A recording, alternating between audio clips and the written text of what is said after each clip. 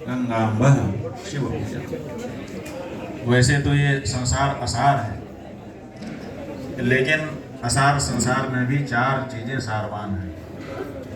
किसी के मन में ये प्रश्न उठ जाता है कहते ही कि जब असार है तो फिर इसमें सार कहाँ से है, और अगर सार है ही तो असार क्यों कहा गया? तो उसका उत्तर यही है कि जैसे असार शब्द में सार शब्द है कि नहीं है। जब आप बोलेंगे असार, असार में भी सार आ जाता है। तो कोई भी वस्तु तत्व विहीन नहीं हो सकती है, कुछ न कुछ तत्व सब में रहता है। तो संसार यद्यपि असार है, लेकिन इसमें भी कुछ सार है, और वो क्या है?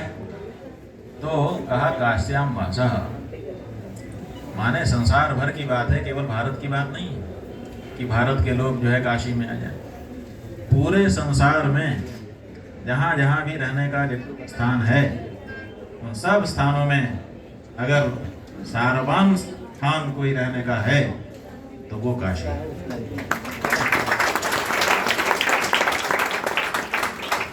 अच्छा, ये सारवान क्यों हो गए?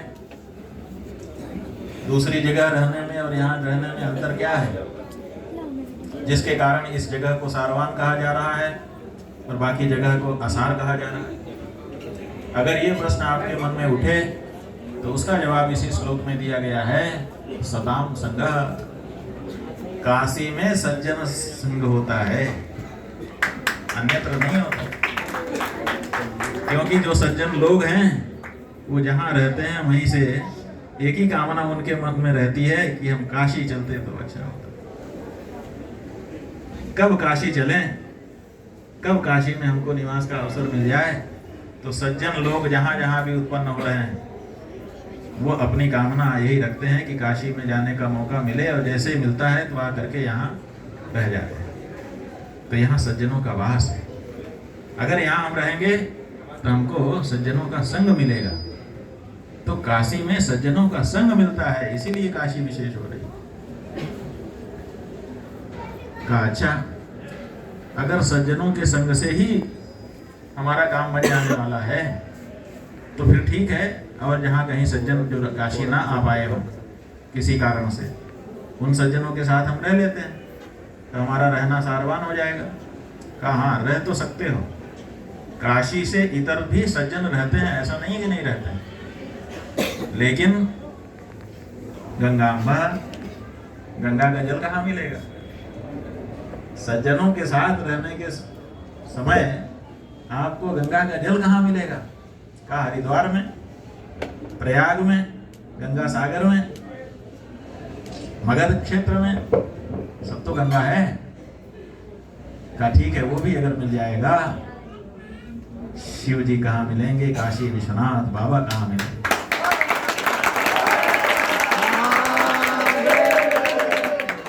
और जगह पर यही चार साथ, माने शिव पूजन, सज्जनों का साथ, गंगा का जल और सत्संग, कोई काशीवास। अब समस्या ये है कि अगर कहीं और रहते हैं तो हमको 1, 2, 3 तो मिल सकते हैं, लेकिन 4 के 4 नहीं मिल सकते। कुछ मिलेगा, बाकी जगह पे कुछ कुछ है, काशी में 4 के 4 है। यही काशी का, ऐसी काशी में हम लोग आ गए और आप लोग पहले से ही रह रहे हैं। अब ये बात अलग है कि कुछ लोग जहाँ रहते हैं वहाँ का महात्म्य नहीं समझते। अरे जहाँ रहते हैं वहाँ का तो छोड़ो, जिस जीवन में है उस जीवन का महात्म्य नहीं समझते। ये मनुष्य शरीर कितना दुर्लभ है, ये कितनी कठिनाई से मिलता है। 84 लाख योनियों में भटक रहे हैं हम। जब हम परिश्रांत हो जाते हैं तो ईश्वर कृपा करके, अहेतुकी कृपा करके हमको ये शरीर प्रदान करता है। लेकिन बहुत से लोगों को ये पता ही नहीं है कि हम मनुष्य शरीर में आए हैं तो कितने कठिन उससे आए, कितनी बड़ी कृपा हमारे ऊपर हुई। तो वो केवल पशु की तरह से, जैसे पशु खाता पीता रोटा दृढ़ता मरता और संतान पैदा करता है, ऐसे ही वो भी मनुष्य शरीर पा करके कर रहा है। इसीलिए उनको पुच्छ विषाणहीन पशु ही कहा गया है कि इनकी पूंछ और सींग नहीं है, अन्यथा पशु ही है। जैसे पशु के काम हो वैसे इनके काम है। मनमाना पशु करता है, मनमाना मनुष्य कर रहा है, दोनों में अंतर क्या रह गया? धर्मो ही तेषाम् अधिको विशेषो धर्मेण हीनः पशुभिः समानः। धर्म ही उसमें विशेष है, धर्म से जो हीन है वो पशु के समान है। तो वो धर्म पालन करने की प्रवृत्ति हमारे अंदर नहीं आ रही। तो जब हम अपने मनुष्य शरीर जो दुर्लभ है उसकी दुर्लभता को नहीं समझ रहे हैं, तो किसी स्थान विशेष की दुर्लभता, उसकी महत्ता को कहाँ से समझेंगे? तो बहुत से लोग ऐसे भी काशी में रह रहे हैं जो काशी में रहते तो हैं लेकिन काशी को किसी और नगर से अधिक नहीं मानते। जो नहीं मानता उसको उसका फल भी नहीं मिलने वाला है। तो जो काशी को काशी मान कर यहाँ निवास करता है उसको काशी वास का फल मिलता है। इसलिए काशी में रहे तो काशी के महात्म्य को पहले सुने। और काशी महात्म्य व्यास जी ने लिख दिया है, स्कंद पुराण में काशी खंड बना दिया है। 100 अध्याय हैं, ज़्यादा कुछ नहीं तो वो 100 अध्याय काशी में रहने वाले प्रत्येक व्यक्ति को बड़ी श्रद्धा से, बड़ी शांति से पढ़ या सुन लेना चाहिए किसी अच्छे व्यक्ति से। अगर उनको पढ़ लेगा और सुन लेगा तो उसके मन में काशी की भक्ति का उदय हो जाएगा, काशी के महात्म्य को कहीं ना कहीं थोड़ा बहुत जानने लग जाएगा और तब उसका यहाँ पर रहना बहुत महत्वपूर्ण हो जाएगा। तो ये सब बात है। आप लोगों से जो लगाव हम लोगों का है वो तो है ही है। वो लगाव इसलिए है कि जब हमको धर्म का कार्य करने का अवसर आया तो आप लोग थे जिन्होंने हमारा सहयोग किया।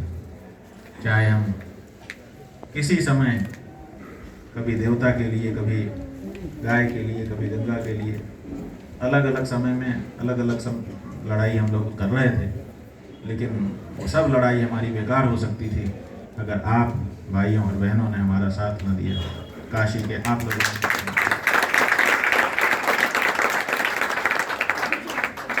आप सबने जो साथ दिया उसके कारण थोड़ी थोड़ी लड़ाई हम लोग लड़ पाए। और गुरुजी जब थे तो उन्होंने चर्चा के दौरान हमसे कहा कि ये काम जो तुमने किया वो हमको बहुत अच्छा लगा। तो मन बहुत प्रसन्न होता है। गुरुजी को इस बात की प्रसन्नता थी कि हम लोग हमारे सनातन धर्म के प्रतीकों की और मर्यादा के लिए लड़ रहे हैं। तो अब क्या कहें, ज़्यादा कुछ कहने की ज़रूरत नहीं है। आप सबको देख करके बहुत मन प्रसन्न हो रहा है।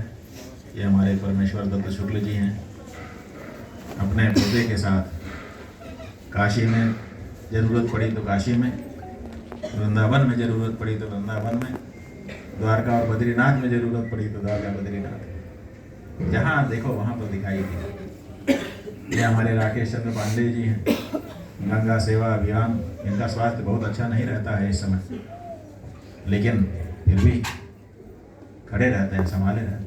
ये हमारे हरि प्रकाश पांडे जी और सावित्री जी, कहना ही क्या है, देखने में ये लोग बूढ़े दिखाई देते हैं, लेकिन जब आवश्यकता पड़ती है काम की तो सबसे आगे जवानों की तरह से यही लोग दिखाई देते हैं।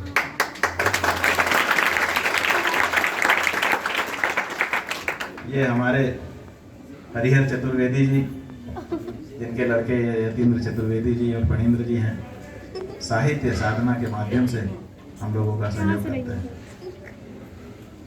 इधर जय जय शास्त्री, जयंतु जय, ये अपनी पत्नी और अपनी छोटी सी बेटी के साथ हर कार्य में आगे रहते हैं।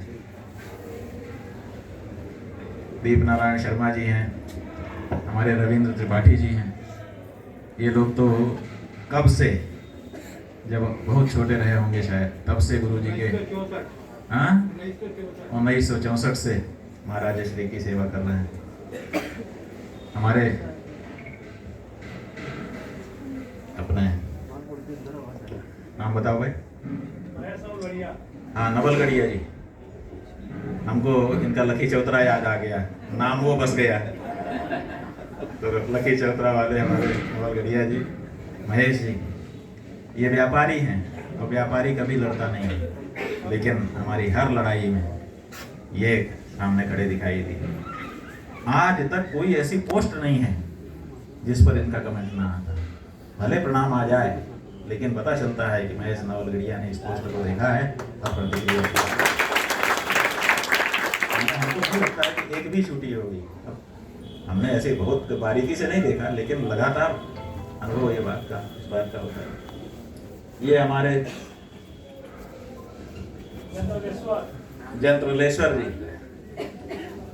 ये जब काशी विश्वनाथ जी का आंदोलन चला तो लगातार खड़े रहे, आज भी खड़े रहते हैं और बाबा की आरती में नियम से भगवान विश्वनाथ के नियमित दर्शन आते हैं। ये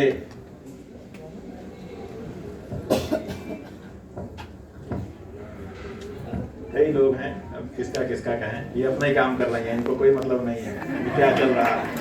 इनकी तरफ देखा तो बस अपना काम कर लें, मौका आ गया तो ये मौका को समझने वाली हमारे आर.एस. दुबे जी यहाँ पर हैं। आर.एस. दुबे जी जब मायावती का शासन था उस समय मंदिर तोड़ रहे थे। उस समय ये हमारे आर.एस. दुबे जी और इनके भाई आत्माराम दुबे जी सामने आए। इन्होंने हाई कोर्ट में जाकर के रिट याचिका की और वहाँ से आदेश निकलवाया कि प्रतिष्ठित लोगों को लेकर के जाइए और एक आख्या बना करके दीजिए। तो हम लोग उसमें इन्होंने हमको सहयोग किया, फिर हम लोग वहाँ पर गए और अनेक मूर्तियाँ तो तोड़ी जा चुकी थी, लेकिन कुछ को इनके सहयोग से बचाया जा सका और बाकी अभी भी इनका मुकदमा लगा। हमारे शास्त्री जी गुर्जर छात्रावास वाले, इनका तो क्या कहना, बहुत देर से वहीं खड़े हैं, पास में आना चाह रहे हैं, हम रोक देते हैं तो रुक जा रहे हैं। इधर हमारे हजारी जी हैं, पूरा परिवार हर समय हम लोगों के लिए खड़ा रहता है, जितना इनके बारे में कहें कम। और इन्हीं के साथ रवि त्रिवेदी जी हैं, वो तो दिख तो नहीं रहे हैं लेकिन होंगे जरूर कहीं ना कहीं, है ना। हाँ, ये देखें, ये रवि त्रिवेदी जी और ये देखो थैली दे रही हैं, गणेश जी का है ये हमारा का है, ये गणेश जी का है। ठीक है जी। तो रवि त्रिवेदी जी अपने हर संसाधन के साथ, हमको कभी संसाधनों की कमी इन्होंने नहीं होने दी।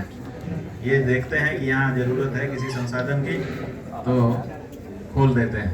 स्वयं समस्या में पड़ जाते हैं लेकिन हमको समस्या में नहीं देखते हैं। ऐसे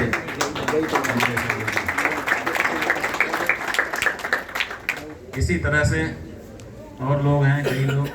यहाँ हमारे सुनील शुक्ला जी खड़े हैं, यहाँ हमारे दिनेश तिवारी जी हैं, संजय पांडे जी हैं, हमारे पांडे जी अभी आ रहे हैं चरपात्री धाम से, ये विद्वान हैं, इनका भी सहयोग हम लोगों को मिलता रहता है। और कौन कौन है भैया, हमको कई लोगों को देख भी नहीं, हमारे गोरखनाथ जी और माता अन्नपूर्णाम्बा जी वो जा चुके हैं, वो भी आए थे। और भी अनेक लोग हैं, हमारे काशी विश्वनाथ मंदिर के महंत जी बबलू तिवारी जी यहाँ हैं, अभी श्रीकांत जी आए थे, अभी उनको जल्दी थी शायद निकल गए प्रसाद दे करके। और भी कई लोग हैं, इधर माधवी जी हैं, माला जी हैं, मधु जी हैं और कई लोग, पूर्णामा हैं, शारदाम्मा हैं, सब छिपी हुई हैं पीछे कहीं। हाँ, लता पांडे हैं, सभी हैं।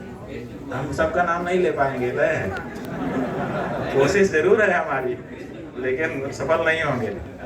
और सफल ना हो यही अच्छा है, क्योंकि सूची का अंत हो जाए तो मतलब क्या है। तो सूची में बहुत से लोग, रामचंद्र जी हैं, सब लोग मिल करके, हमारे ये सदानंद जी तिवारी जी हैं,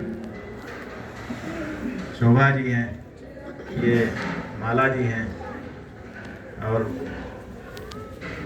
कई लोग हैं। ये जो दशाश्वमेध वाली हैं, इनका क्या नाम है, नीलम जी। हाँ, नीलम जी हैं, कई लोग हैं।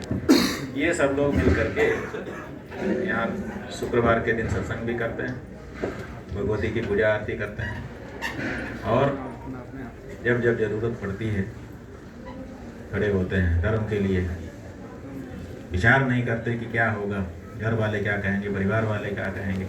अगर हम जेल में चले गए, कई बार ऐसा मौका आया कि तो हमारे साथ के लोगों को डराया गया कि सब लोग चले जाओगे जेल में। तो कई लोगों ने कहा कि हम जेल में भी स्वामी जी के ही साथ रहेंगे, हमको तो स्वामी जी का साथ चाहिए, मठ में मिले चाहे जेल में।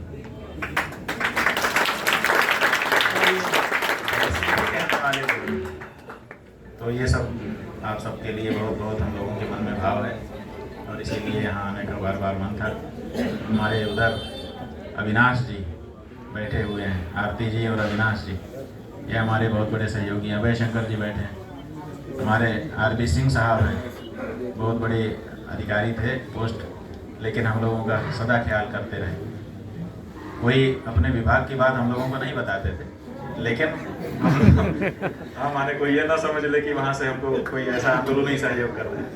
आंदोलनी सहयोग ना तो हम लेते हैं और ना तो किसी को प्रेरित करते हैं कि कर, लेकिन अपनी तरफ से एक जिम्मेदार व्यक्ति होने के नाते हमको सलाह देते रहते थे और हम चाहते हैं कि ये सलाह वो सदा हमको देते रहे। आप सब लोग जो लोग भी यहाँ पर हैं, हमारे गायक कृष्ण कुमार जी, ये हर समय खड़े रहते हैं, नए नए भजन बना करके सबको जुमाते रहते हैं। गुरु जी को बहुत प्रसन्न किया इन्होंने अपने भजनों से। इनके भजन जब होते थे तो गुरु जी बहुत प्रसन्न हो जाते। इसी तरह से हमारे महेंद्र जी, महेंद्र ना बलराम, हाँ बलराम जी तबला पर, ये लंबे समय से हम लोगों से जुड़े हैं और गुरु जी के सामने जाने कितनी बार इन्होंने अपना वाद्य प्रस्तुत किए। तो सब लोग आप लोग हो और आप लोग रहने वाले हो। अब हम यहाँ पर 4 दिन हैं और कल सायंकाल 4 बजे माता गंगा जी की पूजा होगी और हमारी ये इच्छा है कि माता गंगा को ताज़ा ताज़ा भोग बना करके वहीं उन्हीं के सामने बना के उनको भोग लगाया जाए। तो अभी हमको बताया गया कि 56 भोग आप लोग बना के लाए हैं यहाँ, दो ने मिल थोड़ा थोड़ा 56 चीज़ें, तो 56 दोना है समझ लो। तो हमारा मन हो गया कि गंगा जी को भोग लगाया जाए। तो कल सायंकाल 4 बजे 56 लोगों को मौका मिलेगा 56 भोग बनाने का। तो हमने अपने सहयोगियों से अभी रास्ते में कह दिया, जब उन्होंने हमको बताया कि 56 भोग लगेगा, कि 56 सिगड़ी हम मंगवा रहे हैं और इसी मोहल्ले में कोयले की दुकान है, वहाँ से कोयला आएगा, तो सिगड़ी और कोयला फ्री।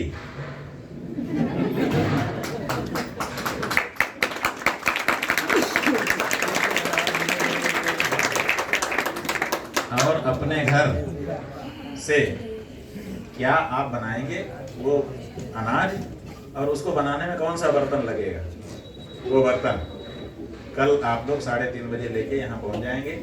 56 लोग, 56 चूल्हा जलेगा, उसमें 56 तरह का आइटम बना करके भगवती गंगा को हम लोग भोग लगाएंगे, वहाँ आरती होगी। पहला कार्यक्रम तो यही है और बाकी सब आप लोगों से परामर्श करके और देखा जाएगा।